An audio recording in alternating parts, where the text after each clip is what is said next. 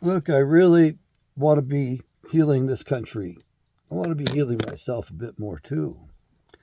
I've come a long ways. I've done quite a bit. I'm an older guy. That's okay. A lot of you want to knock that. Well, I got news for you. There's a lot of advantages to being in my position than being in yours. For one, I already know what's coming your way, and you have no idea.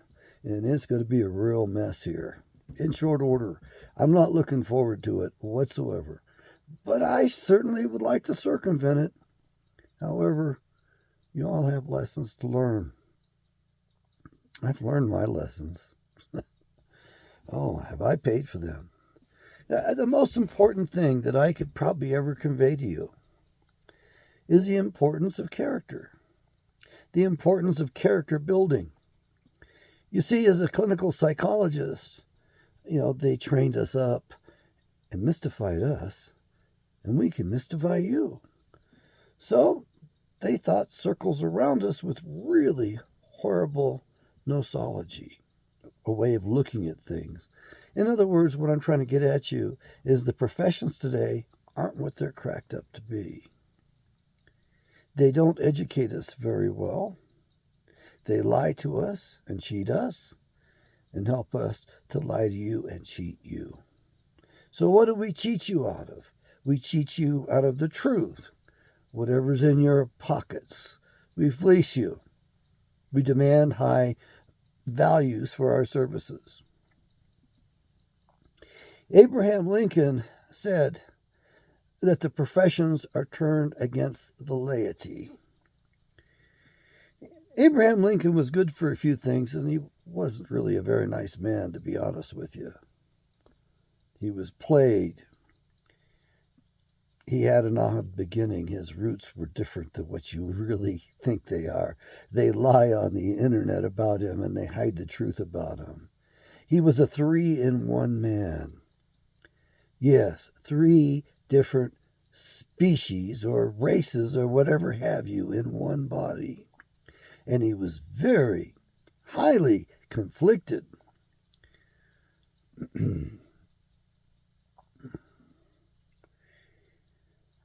The professions are turned against the laity. There goes my heater. It's going to make some noise.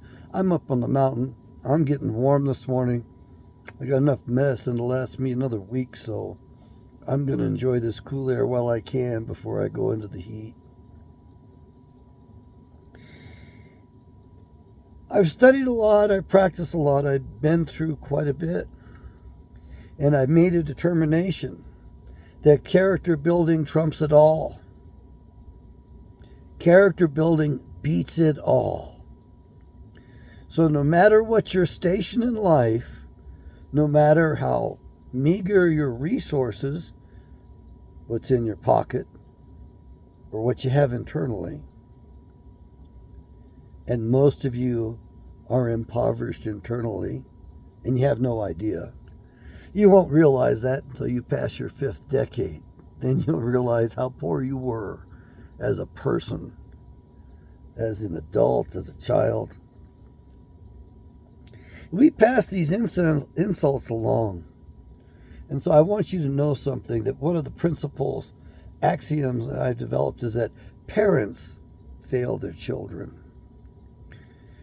What I'm getting at is your parents are designed to fail you so that you can walk on off, become mature, and become an adult. Now, I had to stick around my parents and my family longer than most.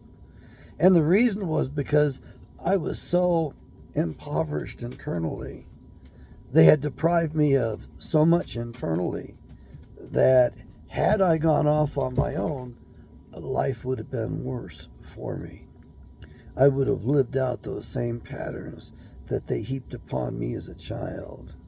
And I wouldn't want to wish that on anybody. Hell no. I wouldn't wish it on a dog. I read the books. I studied. And when I got into practicing finally, and my buddies directed me to family systems textbooks, I bought the classics and I read them. I devoured them. And I read very carefully And I found my own family in a few of them. I found myself in some of those. I didn't like what I saw, but I saw what the advice was, or at least what was best, and I did it. I made that sacrifice. So I stayed around my family of origin much more than what you would have if you had been under the same circumstances. My mother told me rather early on that she and my father were so happy because we children were talking to them. We were still in touch with them, and most of their friends' children didn't want anything to do with them. Gee, why is that? It's because they're abusive. It's because they're not supportive. It's because they don't know what the hell they're doing. It's because they're too young and children come along and interrupt their lives.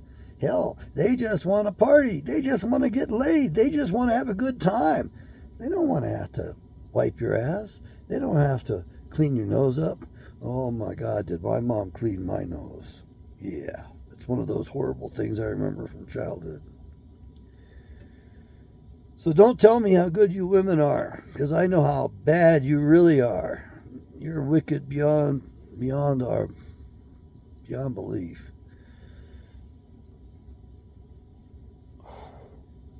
Character building. It's what's going to set you free. You can do character building a couple of ways, actually several ways. One is you can read autobiographies of great men and women, and you can steal from them. That's my advice. Steal from them. That's why they wrote those books. They wanted you to understand their struggles. So don't just borrow from them. Steal from them.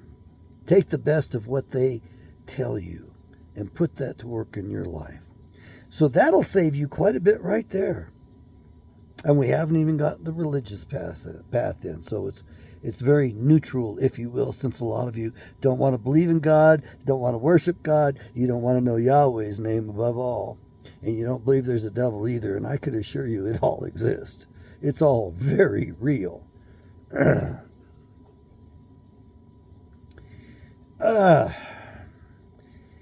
So, when you work on character, your personality has to follow. Now, when I was going to college with the Jesuits, and I'd hang out with them a little bit, why not? They're brainy guys. I mean, they have to have 2 doctorates each. And they do, most of them are good, some of them not so good. But the Jesuits told me, John, as far as I'm concerned, personality is where it's at. And he had something to that. He was quite right, actually. I mean, that was a good thought, that was a good perspective.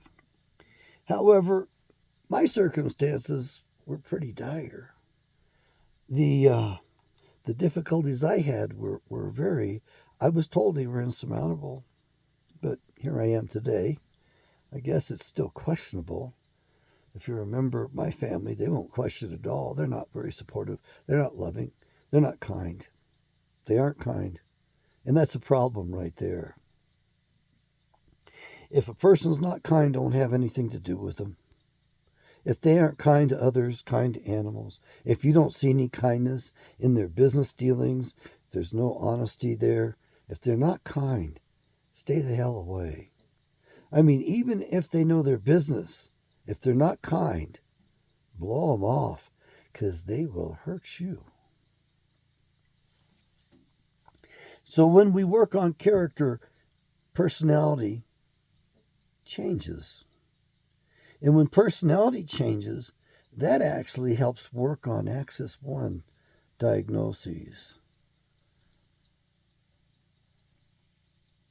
Thought disorders and mood disorders. So listen, I'm giving you the key, folks. This is great understanding. I paid dearly for this. I paid hugely. I paid in time, treasure, and ultimately it'll be my life that has been either, well, some might think of it as wasted because I'm not a man of much means. Yeah, I didn't look out for myself. I looked out for others more than myself.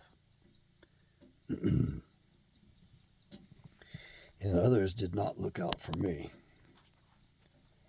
especially my siblings. I'm addressing my brother right now in case you're wondering. Yeah, he did not look out for me one iota.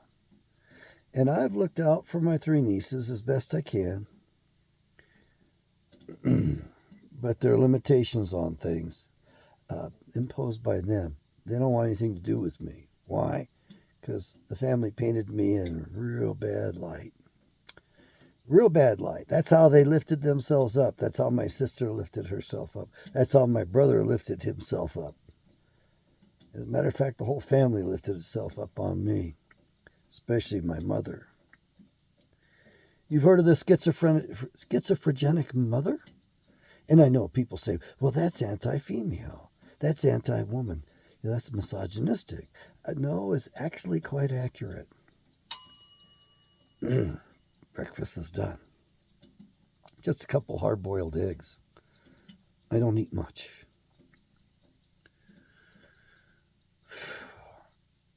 What I'm getting at is that if you really want to make progress with a mental illness, that you focus on your character and you focus on what you're doing. And you can read these books of great men, great women, read these models of excellence. Some of them had some great difficulties to overcome. You can also follow one of the major religions. Almost all the religions have at their core how to treat other people, how to interact. Most of the religions are good. So you can pick your own when it comes to that. Me, I like the Bible, but these people in the big box churches are abusive.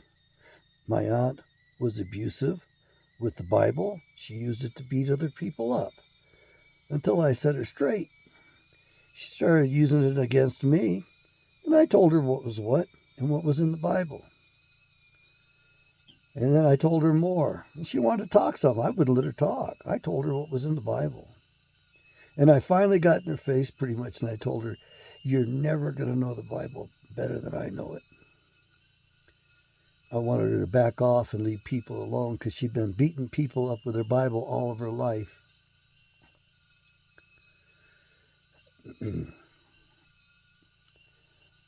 What I want from you is I'd like it if you would actually follow me if you get something out of my videos. I want some thumbs up for a change too. I'm not getting much love at all here. If you have problems, mental health problems, and you want consulting, not counseling, but consulting, I'm available for that. If you're out there and you want to support what I'm doing, you can gift me. That's fine. As a matter of fact, if you want me to put my time towards somebody else, you can specify who. You can specify what you want me to do. Order up. Why not? You're the boss. You're the one I'm going to work for. If you come to me and tell me you want a particular outcome in therapy, mind you, I'm not practicing it. I don't have a license. But when I did, some of these things people would ask me to do for them, the boards would go after me for. Yeah, it's political. Everything's political. The boards have been weaponized just like the rest of everything else. Psychology's been weaponized against you. You don't believe me?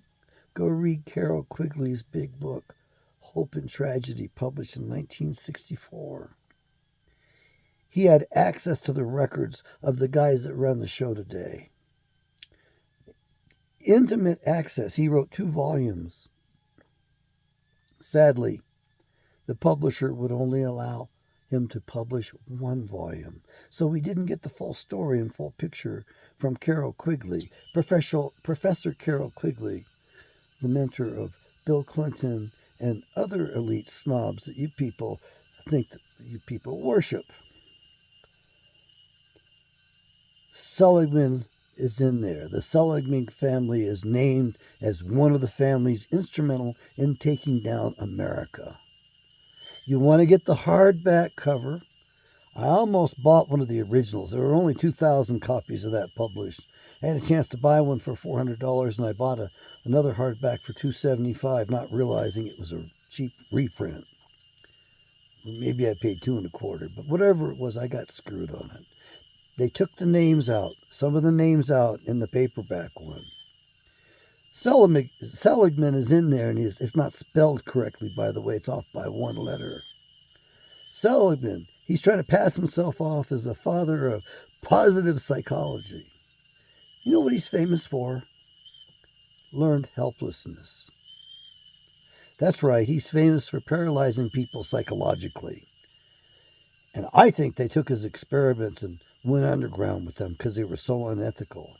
And I think he's been pulling shit on the rest of us for a long time, for the government and these big corporations in particular that run the government. Your Federal Reserve, which is your government, and the 13 families which own that stuff, that own the world at this point. Yes, I'm angry, folks. If you get a Bible, do get one of mine. Read about character in there. Learn. Put that stuff to work. It will bring your personality around. And it will, in turn, help you with your mood disorders and your thought disorders. You will do better. They may not be resolved completely. Don't expect that. Just be happy when you make some progress. A little bit of progress is what I always sought to get with every one of my clients. If I got them a little bit of success, that motivated them.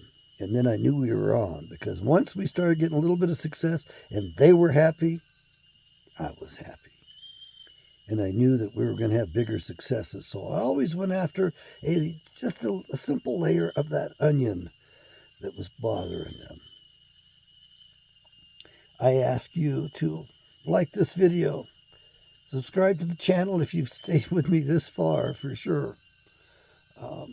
We're going to talk about character building, and we're going to talk about the truth that's in the Bible and the biblical principles. We are also going to compare it to other religions and faiths, because some of those are cocked right up against us. In case you're wondering, the evil guys are behind everything. They're behind all these damn religions too, by the way, folks. They're behind all these financial institutions. You know, these groups that hate each other, they're behind them all. They have funded every which way possible to split this nation up and split people up and divide people. And above all, they went after the family. And you women got suckered into it. You were deceived.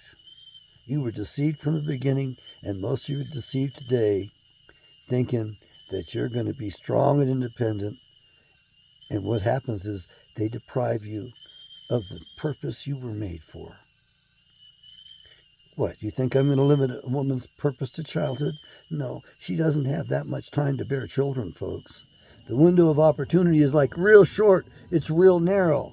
She's got maybe a decade. Then her fertility is at best half of what it started off to be. So women, if you're young, don't deprive yourself of that.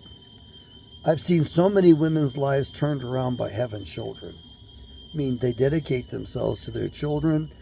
They enjoy that stuff so much. I mean, it really gives them a sense of fulfillment that's incredible. There's nothing like the bond between mother and son.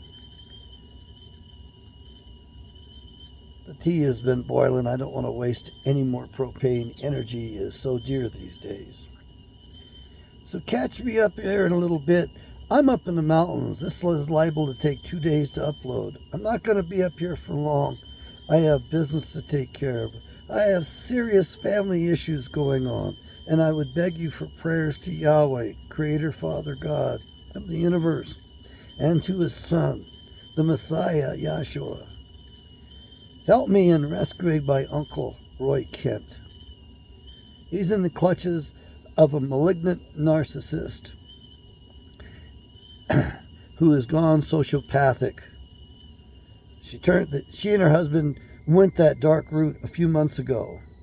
They put both my uncle and their mother in a nursing home prematurely. They broke the spirit of their mother, killing their mother. My Aunt Goldie, she passed away at the end of June of a broken spirit because her selfish children decided they had to make sure to secure all that gold for themselves. And believe me, they're well motivated.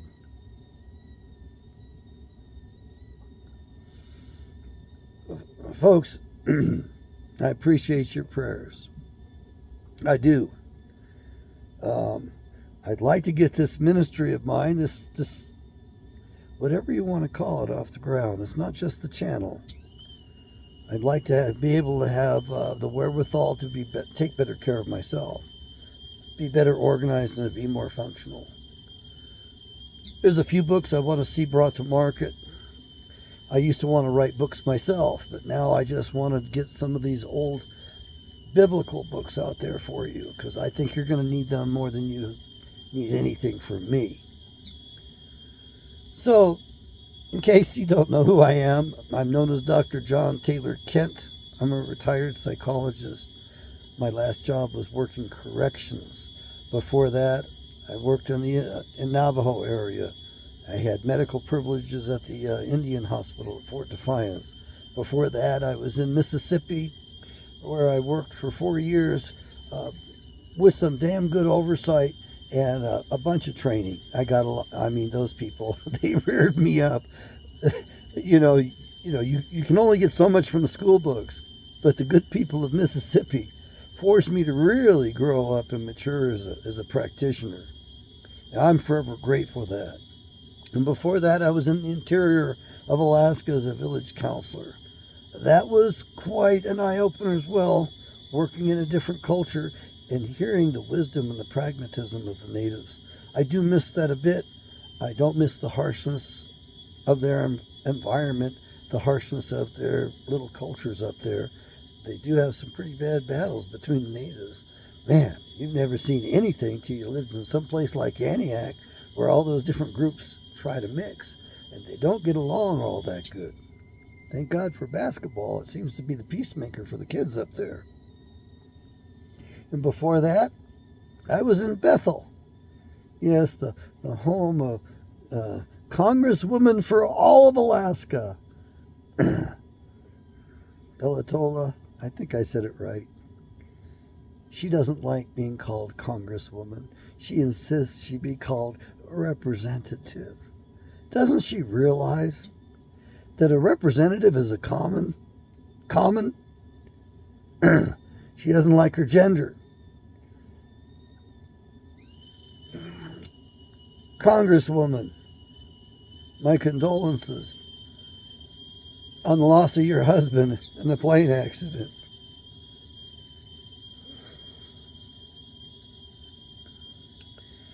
Well, y'all take care out there. I'm going to fix myself my breakfast. Yahweh bless.